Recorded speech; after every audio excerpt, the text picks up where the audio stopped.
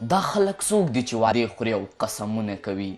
دا مداریان دي یا کوډګر دي تعویضونه کوي؟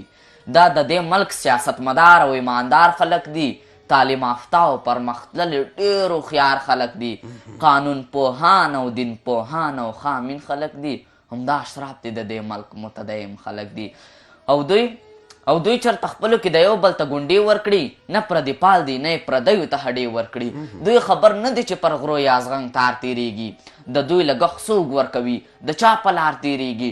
دا یو لڅو راز دی، بیړنی خبر ضرور خبر دی، پر دغه پیښه له شپانه نه تر جمهور خبر دی. واه واه واه واه.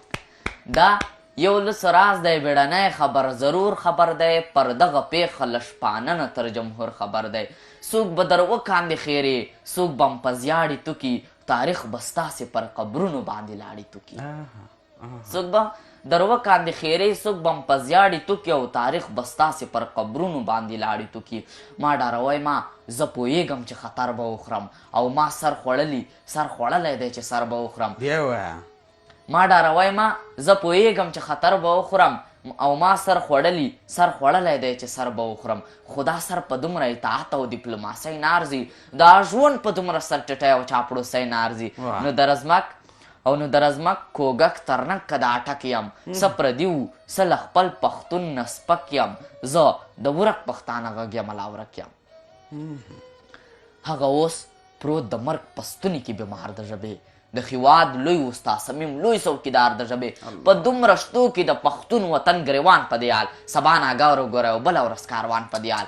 او دا داده په نور ستوري شاعران نشته دی، په لر او بر کې پښتانه نور لیکوالان نشته دی. دا 15 لر او 15 بر ناستې تېر کال مانځي، په 10 کسانو باندې دومره ستر خوشحال مانځي. د سیمینار پرېکړې تر اوسه لامرکوز پاتې دي، د باچاهان هډوکې بر د خوشحال کوز پاتې دي. دا سیاسي مسلماني هم ښه اسانه کار دی. اظهار صاحب، دا سیاسي مسلماني هم ښه اسانه کار دی، او د بل په جیب باندې ځواني هم ښه اسانه کار دی. بیا وایه. دا سیاسي مسلماني هم ښه اسانه کار دی، او د بل په جیب باندې ځواني هم ښه اسانه کار دی. او سترګې به نه پټوو، یو څه د منلو وړ دي. سترګې به نه پټوو، یو څه د منلو وړ دي. د هېواد مشر څه کارونه د ستایلو وړ دي، خو دومره ډېر غله دي چې په کومه لار به سپر ودروي، پر نیم حکومت کې به د چا په جیب سکر ودروي. سترګې به نه پټوو، یو څه د منلو وړ دي.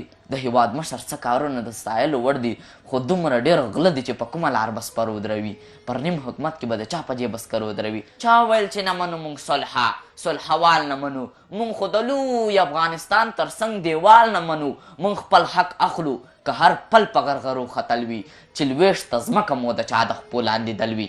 یو چا د سرو زرو پر تاج سوداګري کړې ده، چا د غنم پر وږې هم امپراتوري کړې ده، چا د غنم پر وږې هم امپراتوري کړې ده.